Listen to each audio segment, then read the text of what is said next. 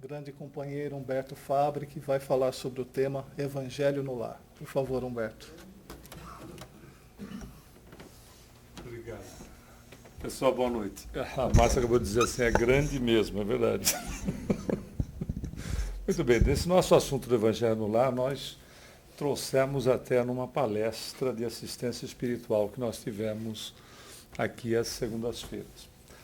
Nós gostaríamos de iniciar perguntando quem é que tem o hábito da prática do Evangelho no Lar?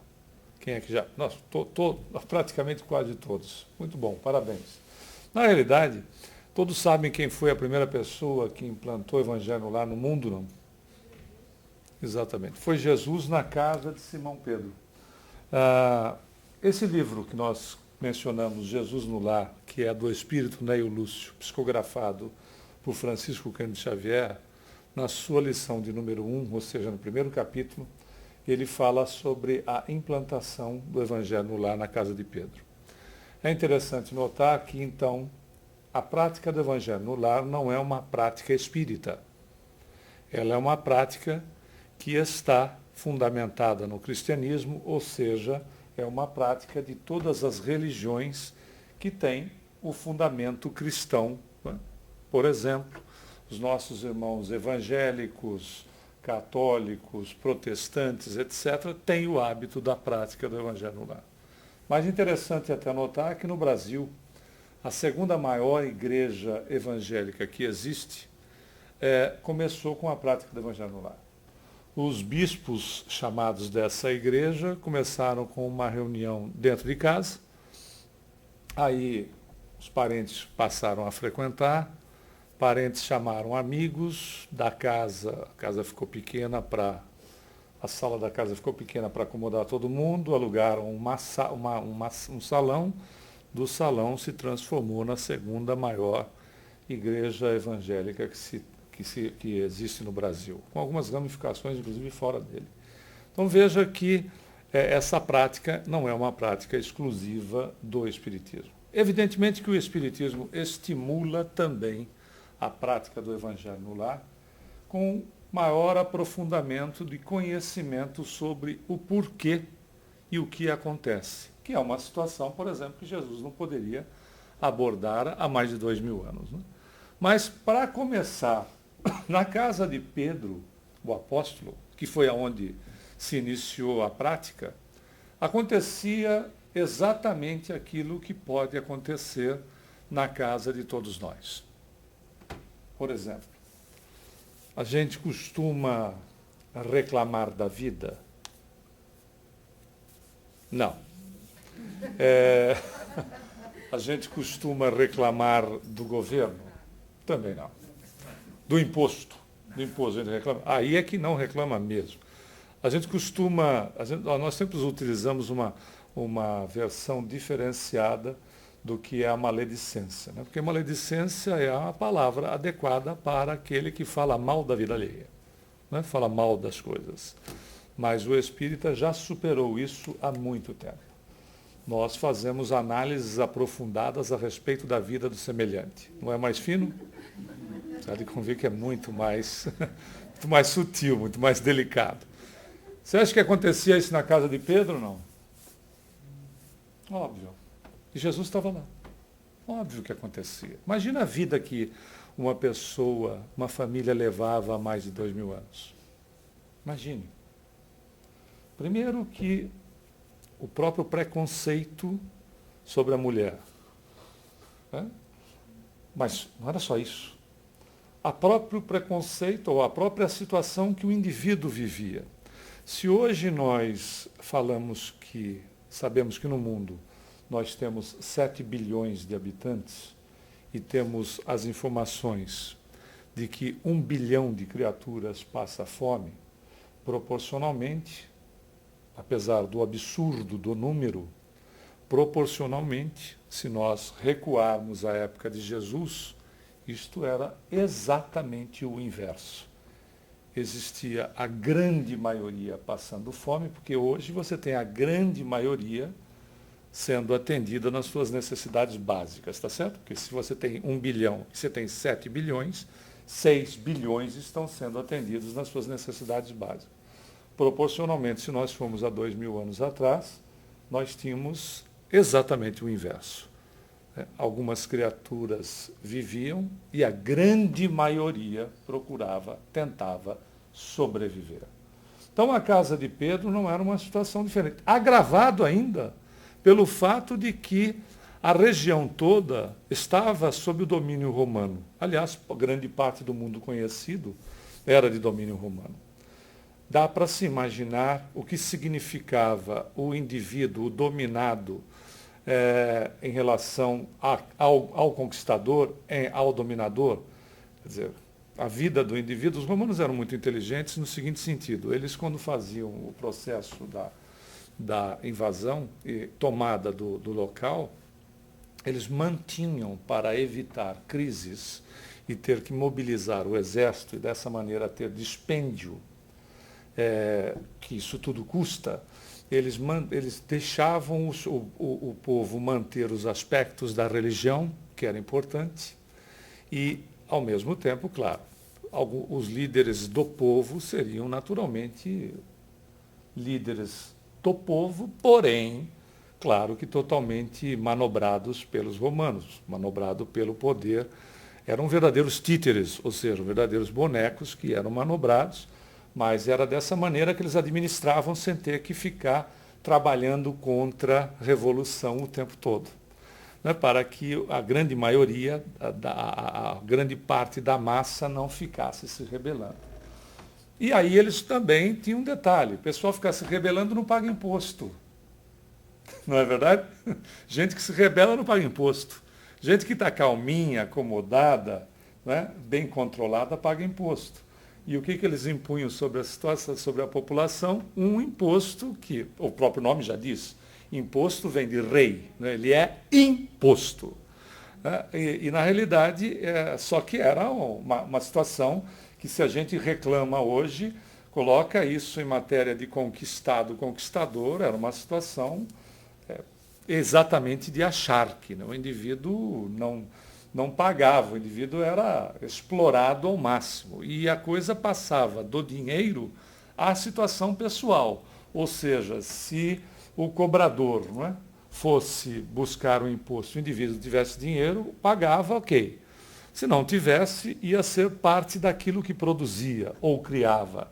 Se tivesse um problema na região, por exemplo, no que diz respeito à questão climática, porque se hoje, apesar de todos os controles, tudo que a gente faz, nós ainda sofremos com as questões climáticas, sofremos muito menos, mas existe, principalmente na agricultura ou outros negócios ligados à terra, imaginemos 2000 anos atrás, cuja tecnologia era zero. Então, na realidade, se o indivíduo tivesse um problema climático e não tivesse com o que pagar em mercadoria, ou seja, daquilo que produzia, pagava com os filhos. Porque o cara não ia sair de mão vazia. Via de regra, se a gente pegar o livro Paulo e Estevão, é um livro muito interessante por vários motivos. Um deles, os aspectos da ação dos romanos sobre os conquistados. Gesiel, que se tornaria o primeiro mártir do cristianismo, depois que ele se transforma, ele acaba assimilando a doutrina cristã, ele muda o nome para Estevão e será o primeiro mártir do cristianismo, executado pelo próprio cunhado, que era o Paulo, que não sabia que Gesiel, na verdade, era o irmão da Abigail, de quem ele era noivo. Olha a confusão. Na realidade, o início do livro, a gente vê um processo de expropriação, desapropriação da família de Gesiel, ou seja, do seu pai, etc., pelos romanos. A gente se espanta, às vezes, né, com esse tipo de situação. E o próprio Gesiel é mandado para as galeras, onde o indivíduo foi colocado como escravo, e colocado como escravo, a duração de vida era muito curta.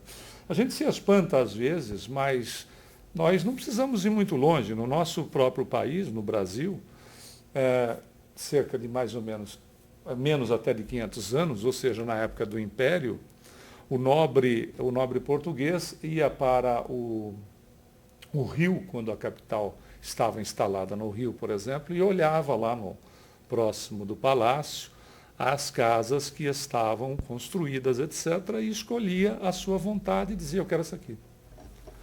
E se nós, por exemplo, estivéssemos habitando aquela casa, no dia seguinte ia lá um serviçal do rei, um lacaio do rei, e botava uma placa escrito PR, que significava propriedade do rei. O que é?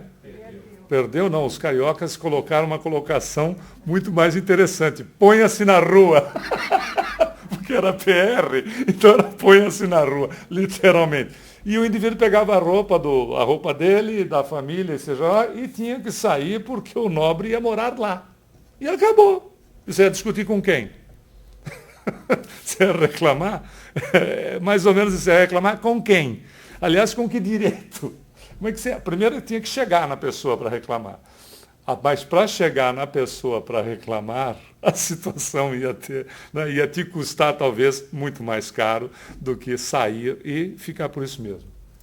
Isso aí era um assunto, coisas desse gênero, será que acontecia na casa de Pedro? Óbvio que acontecia. Como acontece às vezes na nossa casa, né, em situações de dificuldade, em situações às vezes até mesmo de injustiça.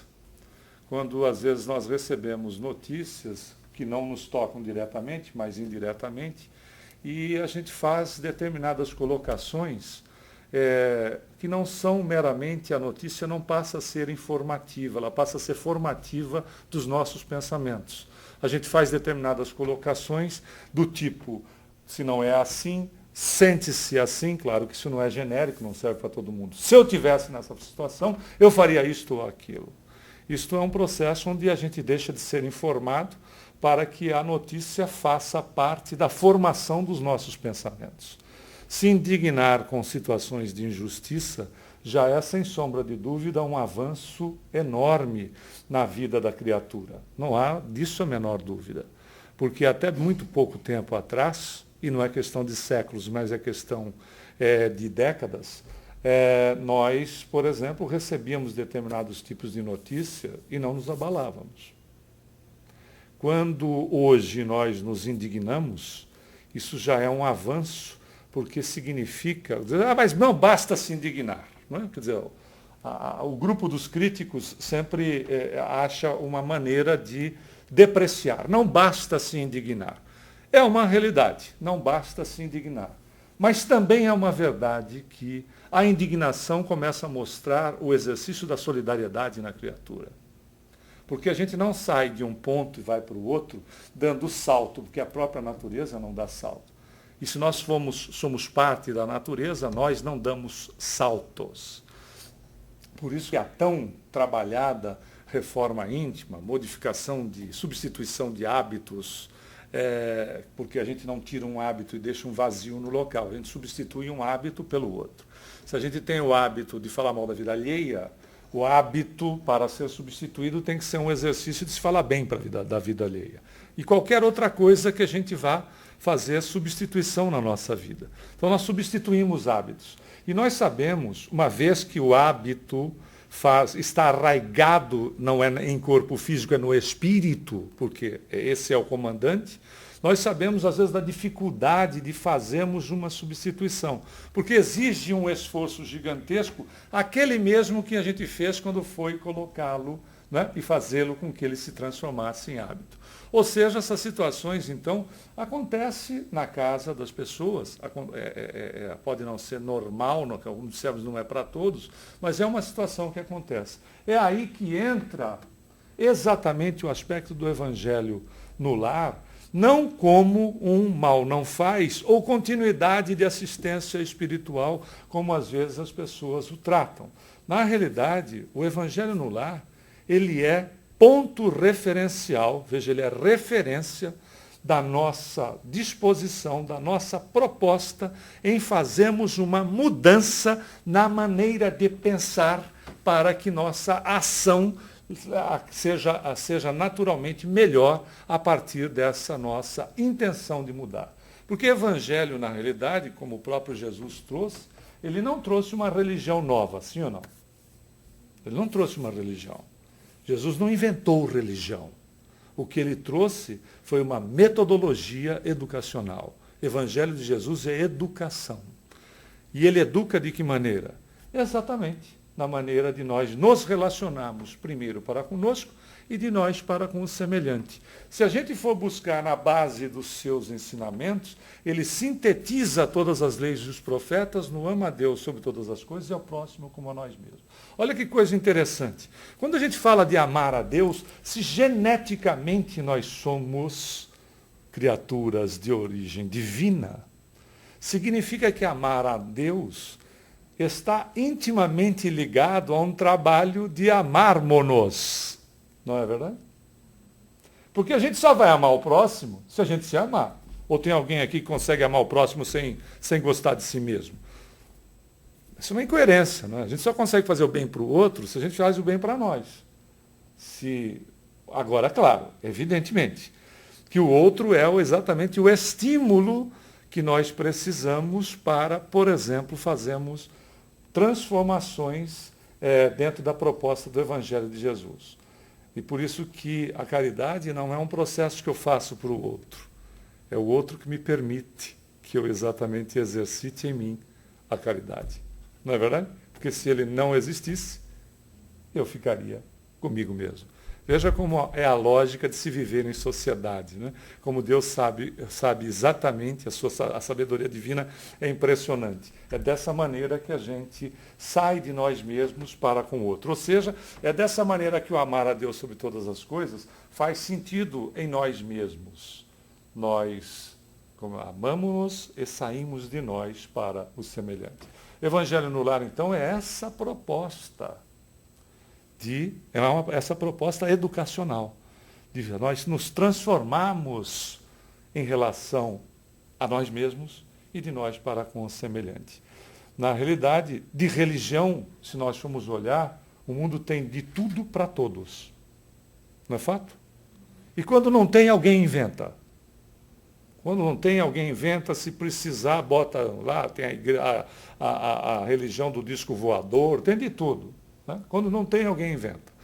Todo mundo vai ser atendido. Por uma razão simples, porque é genético em nós a necessidade do crer. A necessidade, quer dizer, nós sentimos necessidade da relação com aquilo que nos é superior. Isso é uma condição básica que começa no primitivismo da criatura e à medida que a criatura vai evoluindo, este conceito, esta ligação toma uma proporção cada vez mais sutil no que diz respeito à ligação, né? Porque ela não é sutil, porque ela é materializada quanto mais primitivo e mais sutil à medida da evolução. Vai chegar um determinado momento, que é Jesus dizendo isso há mais de 2000 anos. Um dia nós adoraremos Deus em pensamento, em amor em pensamento. Ou seja, é a ligação que a gente vai sutilizando daquilo que um dia a gente adorou, como pedra, aí transformamos em imagens, e aí a coisa foi.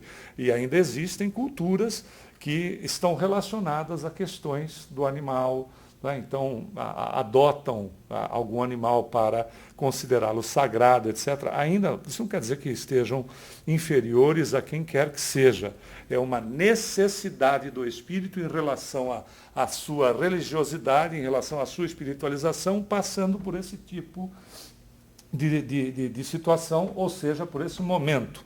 Diz o Espírito Charles, através da mediunidade de Ivone Pereira, na trilogia que ela apresenta, que é o Drama da Bretanha, o Cavaleiro de Numier e Nas Voragens de Pecado, o Espírito Charles, através então da psicografia dessa médium, diz que nós não vamos ficar reencarnando na mesma religião o tempo todo, porque se fizéssemos isso, nos tornaríamos completamente fanáticos, o que faz todo um sentido, né? Se nós reencarnássemos, por exemplo, só nos Estados Unidos, para nós não existiria mais nada além dos Estados Unidos. Se nós nos reencarnarmos só em outro país, nós só vamos viver aquela realidade.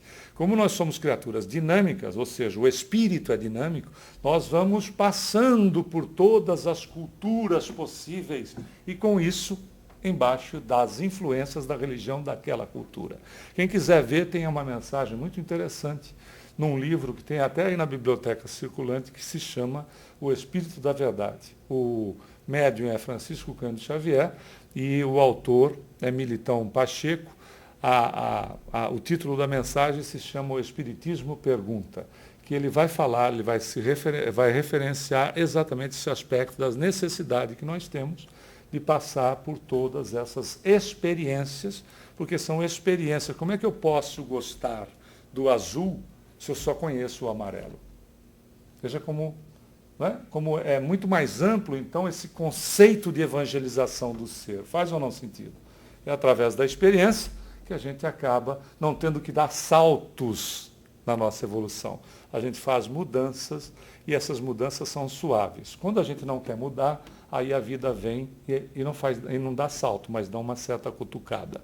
E a gente conhece esse processo como um processo de dor. Mas falando do Evangelho, então, nós já temos, né, o porquê fazê-lo, porque naturalmente ele é essa proposta de mudança, e também a questão da higiene no lar. Ou seja, às vezes a gente se preocupa muito em higienizar tudo e, às vezes, né, não pensamos no processo do que falávamos a princípio, a questão da higienização espiritual, ou seja, porque nós emitimos matéria mental o tempo todo no ambiente. O nosso pensamento é energia, se ele é energia, ele é matéria. Quando nós pensamos, nós vamos colocando este material no ambiente que nós vivemos ou no ambiente onde mais nós estamos. Dá para a gente fazer essa experiência sem necessidade de ser médium, porque antes de ser médium, todos nós temos algo que é conquista, que vem desde lá do vegetal, que se chama sensibilidade. Todos nós temos sensibilidade. E a sensibilidade não é processo mediúnico, é conquista do ser, pode fazer a gente usar e fazer uma experiência simples a respeito disso que a gente está acabando de falar, de detectar que tipo de material que imanta um local onde nós possamos ir. Faça o seguinte, vá numa maternidade e perceba como é que é a vibração ambiente. Como é que é o ar ambiente. Se não é uma coisa mais leve, mais suave, às vezes mais morna. Tem gente que chega a identificar cheiros de determinados tipos de flores quando o ambiente não permite flor, porque tem muita mãe e bebê que é alérgico. Saia de lá e vá no pronto-socorro. E veja como é. Porque os médicos são frios. Não é por causa disso. É porque lá tem um sentido de urgência, tem medo, né? Tem desconhecimento, às vezes tem desesperança. E isso imanta o ambiente. Na realidade, na casa mesmo, nós podemos fazer esse teste. A gente vai numa casa onde as pessoas vivem mais harmoniosamente e verificamos como é a vibração ambiente. Vamos na casa de alguém que brigue com muita regularidade, que tenha problemas de convivência com muita regularidade e perceba. A gente não precisa ter mediunidade para isso, é a nossa própria sensibilidade que percebe isso.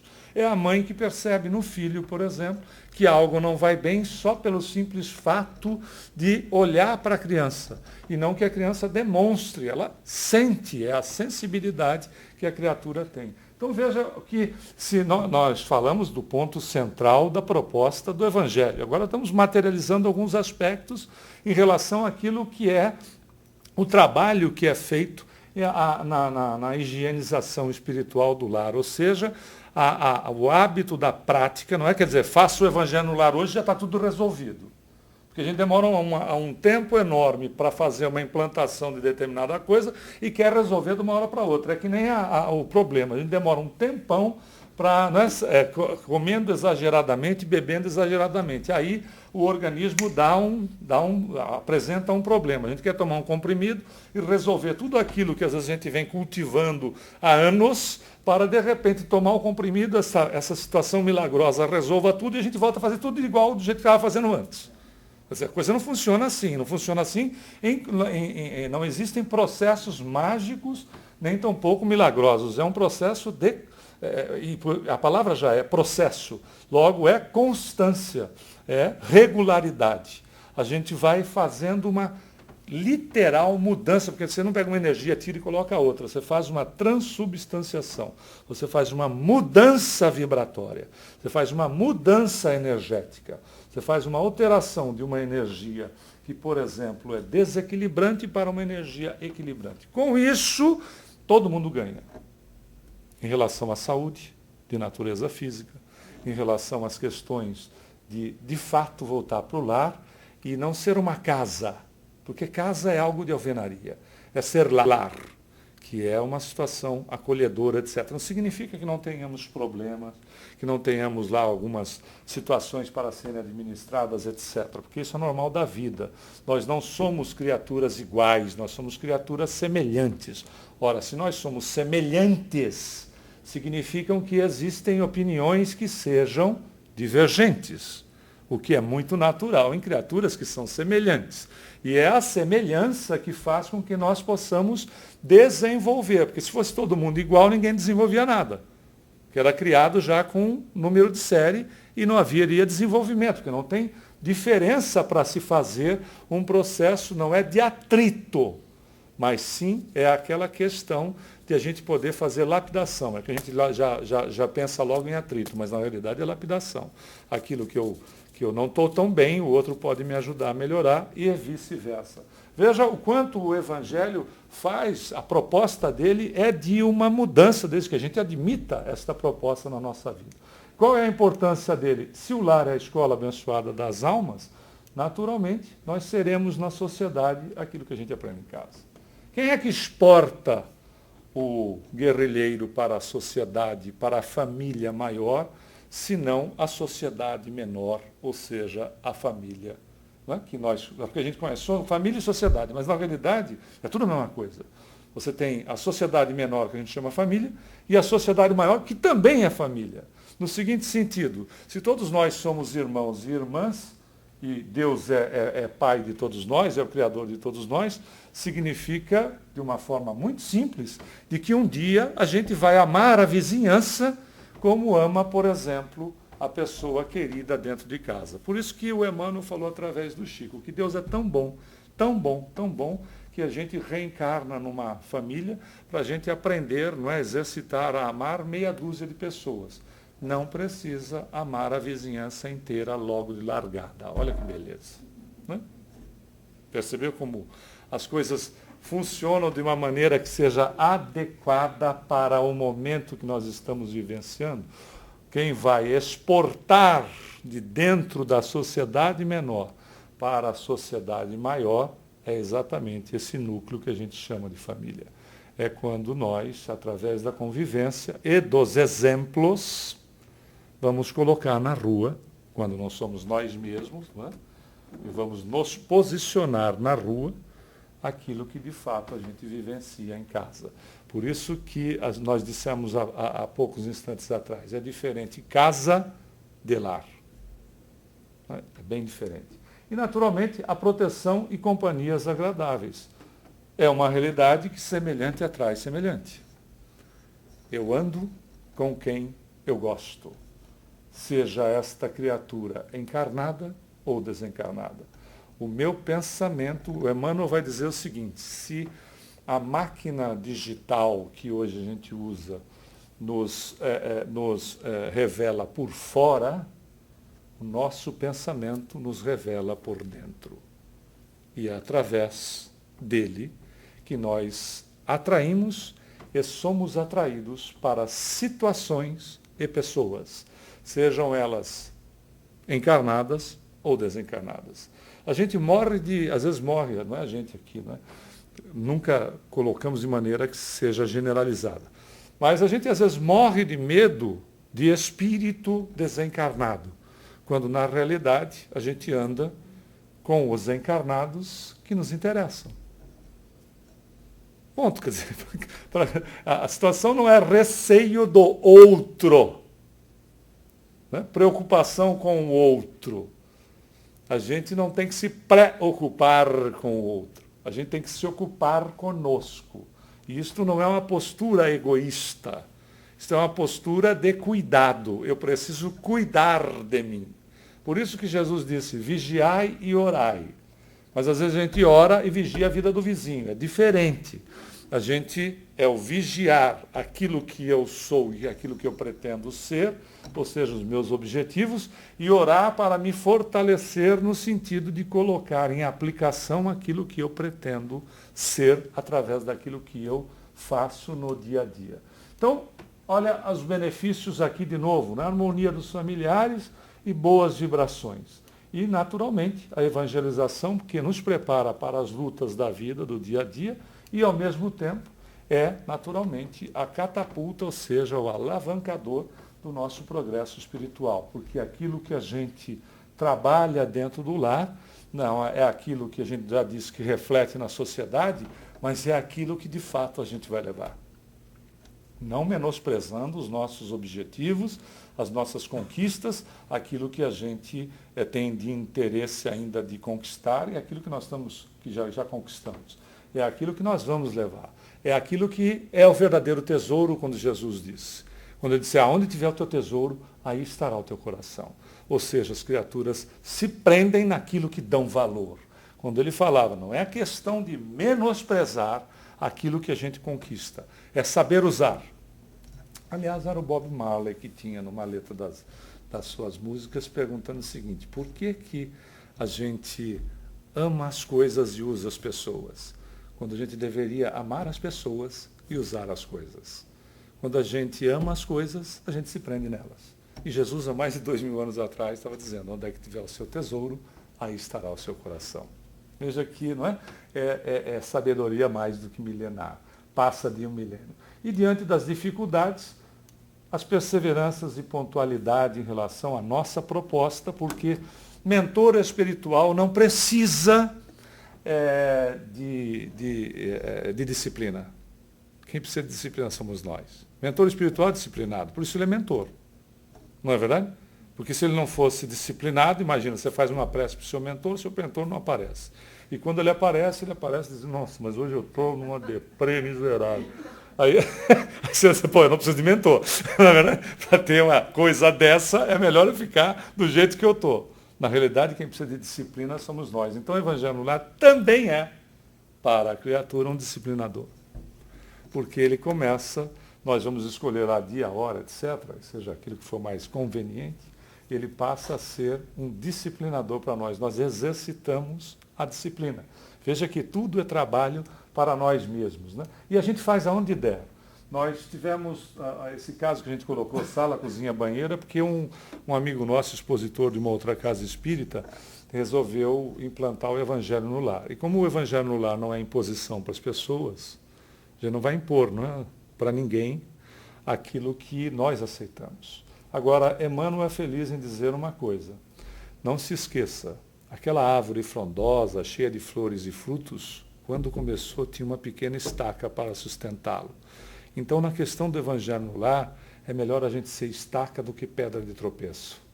Não é verdade? Quando a gente quiser se propor a fazer Evangelho no Lar, se as pessoas, se a gente não viver sozinho ou sozinha, não aceitarem, lembremos-nos disso. É melhor ser estaca do que ser pedra de tropeço. Não é fato? Porque a estaca auxilia no crescimento. A pedra de tropeço não. Na realidade, ele fez a proposta para a esposa e filha e ele recebeu, né, um claríssimo, em alto e bom tom, não. Aqui, não. E ele foi, para todas as criaturas que vivem num lar, existe a hora sagrada do banheiro. E ele implantou o Evangelho no Lar, no banheiro. Qual o problema? Você acha que tem espírito que vai dizer assim, no banheiro eu não vou. Aí no banheiro eu não vou. 10 minutos, até porque ele fazia sozinho, fazia Evangelho no Lar no banheiro.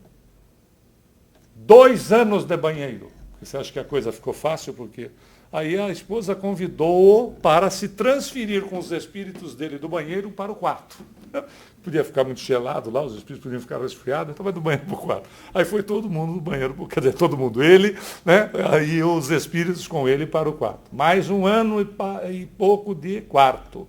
Aí ela convidou para ir para a sala, não que fosse ficar junto com ele, absoluto. Eles foram, ela e a filha assistiam lá a programação delas no quarto, enquanto ele fazia lá o Evangelho no Lar na sala. Tomou mais lá uns quase 10 meses, até que a filha, curiosa, resolveu começar a frequentar, e depois de mais um bom tempo a esposa. Isso pode também não acontecer.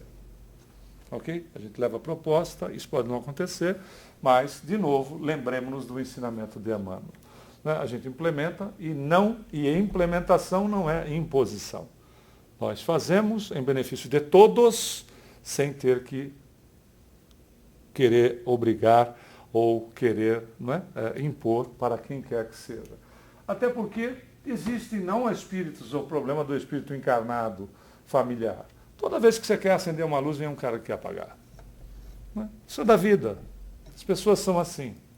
Às vezes tem o grupo que quer fazer e o grupo que não quer que você faça, e ele nem sabe por que ele não quer. É pelo simples fato de que vai me tirar do conforto. É porque a pior coisa que tem é tirar alguém do conforto. Sempre foi feito assim. Não é isso que às vezes a gente ouve? Sempre fez assim, deu certo. Vem você agora que fala de fazer diferente. Não é às vezes isso que a gente ouve. Mas porque de repente é mais dinâmico. Não, mas sempre foi assim.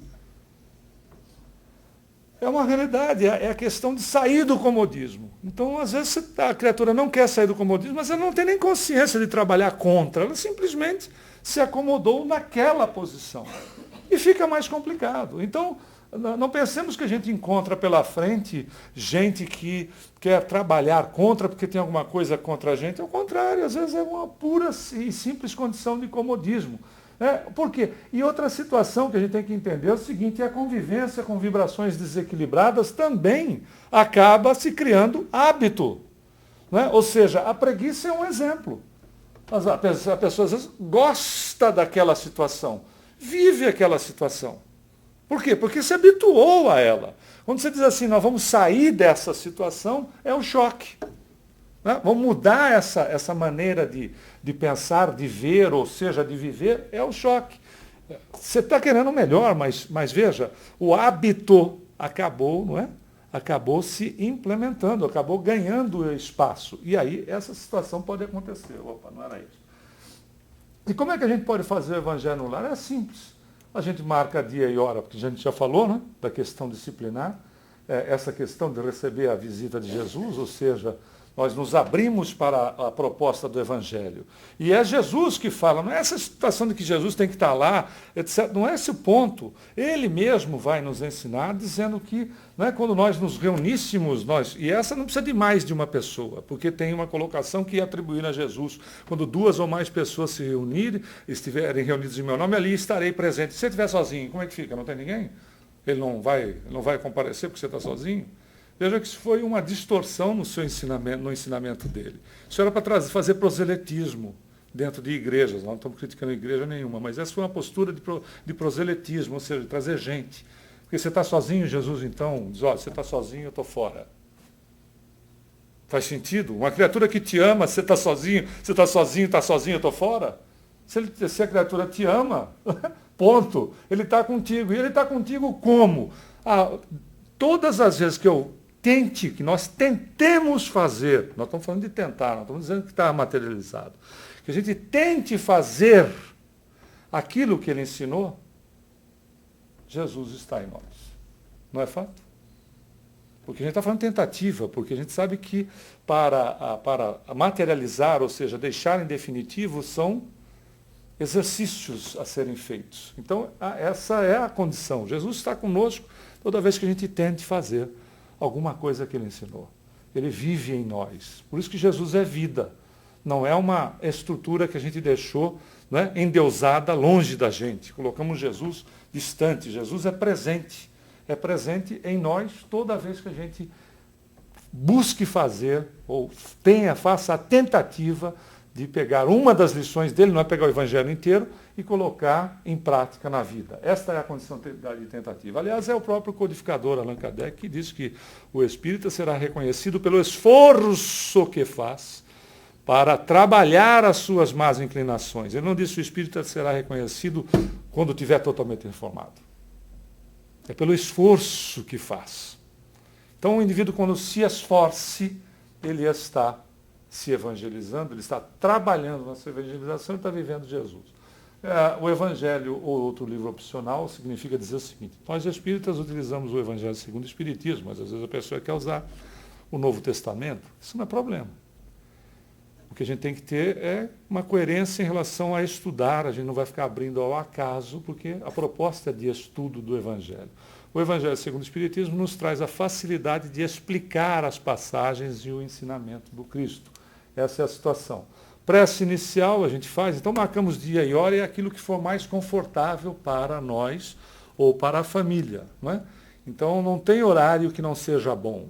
Tem que ser um horário confortável. A gente já chegou a ouvir uma vez que depois da meia-noite não era bom porque o bicho pega depois da meia-noite. São as incoerências que se encontram. Você vai fazer no horário que seja confortável. Prece inicial é prece do coração. Prece é falar com Deus, é falar com Jesus. Não existe formalidade em prece. É falar com a pessoa que nós amamos ou que nos ama, a gente não é formal. A gente não chega com formalismo. A gente chega com educação, mas não com formalismo. Então, prece é falar, é coração aí. Ah, mas eu gosto de fazer o Pai Nosso e sinto isso. Ótimo. Mas se eu quiser fazer outro tipo de prece, é aquilo que o coração fale. Leitura e comentários, a gente faz uma leitura, se pega o Evangelho segundo o Espiritismo, desde o prefácio lá, um pequeno trecho, e faz um comentário. Leitura em voz audível e comentário em voz audível por uma razão simples. A concentração é maior do que ler mentalmente. Quando a gente lê mentalmente, a dispersão pode ser maior. Não é porque o espírito precisa ouvir, porque eles não ouvem por aqui, como a gente. Se eles ouvissem por aqui, quando eles falassem, eles tinham que fazer um fenômeno de voz direta e a gente saía correndo todo mundo da sala. Não é verdade? Então eles não ouvem por aqui. A gente pensa primeiro do que fala. Só que é tão rápido que a gente entende que de repente não pensa, mas o pensamento que eles captam. A ideia da questão da leitura em voz audível é para o dinamismo da nossa concentração. Às vezes a leitura mental, uma palavra ali é gatilho para a gente viajar para distâncias gigantescas. E quando volta, eu não lembro nem o que eu li.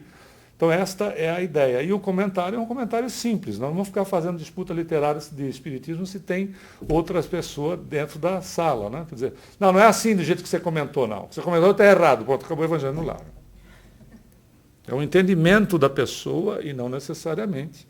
Né? Se a pessoa entendeu da maneira azul e a gente da maneira amarela, está tudo bem, é o entendimento da pessoa que vale, é a maneira da pessoa se manifestar a respeito disso. Fazer vibração. Vibrar não é pedir para alguém interceder por nós. É doação nossa para o semelhante. Então, vibrar é pensar bem, é desejar o bem para o semelhante. E como se trata de uma reunião de Evangelho no lar, a não é sessão espírita. Até porque é uma reunião sozinhos, ou sozinha, em média, 10 minutos. Se tem mais gente, máximo 20 minutos, podendo chegar no máximo a meia hora. A proposta não é uma sessão espírita, é Evangelho no lar. Então, na realidade, para o problema simples, a gente toma um comprimido dentro de casa. Para o problema mais sério, nós vamos, por vezes, necessitar de hospitalização. Para um problema muito sério, a gente vai precisar fazer cirurgia. E a gente não faz cirurgia na mesa da cozinha. Então, na realidade, para a situação simples, é dentro de casa. A situação mais delicada é na casa espírita, porque está aparelhada para isso. Então, nós vamos fazer vibrações no que diz respeito ao nosso lar. Vibramos pela paz do mundo, vibramos pelos nossos familiares e amigos, né? Saúde e paz, se tiver gente enferma, saúde e paz, etc. Vibramos pelos nossos lares, por nós mesmos e encerramos a vibração. Não é vibração para a gente começar a trabalhar com situações que são muito delicadas. E também, vibrar, fazer caridade é objetividade. Caridade a gente não fica fazendo discurso, a gente é objetivo, não é isso? Caridade é objetividade, é clareza, é o ajuda e passa, segundo Emmanuel falou. Não é fazer vibração que começa com aquelas situações, porque a gente foi numa reunião certa feita, porque a gente já nos convidaram para várias reuniões. A gente faz palestra e às vezes as pessoas dos centros nos convidavam, etc., nos convidam. A gente foi para uma que a pessoa fez uma vibração pela família. Primeiro para todos os encarnados, a família era gigantesca, nome a nome. Depois, quando ela foi para os desencarnados, tinha uma família, como a família era grande, tinha gente desencarnada que não acabava mais. Chegou uma hora que tinha 20 minutos de vibração, estava todo mundo vibrando para ela parar a vibração, porque ninguém mais aguentava aquilo que estava acontecendo. Que é simples, porque você se desconcentra. Né? Aí teve uma que foi vibrar, numa outra reunião, foi vibrar para o tal do tio José. Aí começou a vibração para o tio José, vamos agora sair do ambiente em direção ao hospital tal. Ele disse, vai demorar essa viagem. Essa viagem vai ser demorada. Aí Falou o nome do hospital e o endereço. Mas aí vai demorar para chegar. Aí chegou no hospital, mas chegou rápido até, né? Foi mental, então chegou rápido. Aí entrando pelo hospital, vamos vibrar pela portaria, disse Jesus amado. O tio José está doente, por que não vibra para o homem direto? Aí passa pela enfermaria, passa pelos médicos. Quando chegou lá no tio José, o indivíduo, se tiver encarnado, já é uma glória. Imagina se tiver vivo, já é uma glória, já é uma bênção. Aí chegou no tio José. Meu Deus, o tempo. As pessoas se desconcentram. Outra coisa, nós acabamos nos impressionando, nós formamos imagens mentais. Nós estamos formando imagens. Então a gente lembra de um problema, já vai no problema, cria imagens. Quando na realidade vibremos saúde para o tio José. Se quiser mencionar o tio José, vibremos saúde para o tio José, ponto. Só leva saúde para o tio José. Não precisa fazer viagens, né? Numa outra situação. Você está achando graça, mas é verdade. Isso a gente presenciou. Numa outra situação, o indivíduo diz assim, vibremos pelo universo. Diz, meu Deus, não vai chegar na Terra nunca.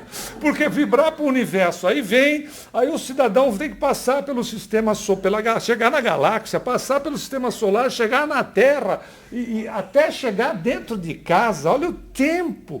Você acha que as pessoas se concentram? É óbvio que não. Fica todo mundo formando imagem, a pessoa está viajando no universo, a vibração deixou de ser. Quer dizer, é ser objetivo. Eu vou fazer caridade e não fico fazendo discurso. Eu faço aquilo que eu me propus. Acabou, morreu o assunto. E o detalhe de prece final. A prece final é prece do coração. Eu boto água ou não boto água para fluidificar. Do jeito que você quiser. Como a gente falou de tempo, só para concluir em relação à água. Se eu não colocar água para fluidificar, não significa que as pessoas que precisam não sejam atendidas. Todos serão atendidos. Não é mandatório. Se eu quiser colocar, eu coloco. Eu quero dar para o periquito, o cachorro, o papagaio e botar nas plantas. Não tem problema. Isso não é problema.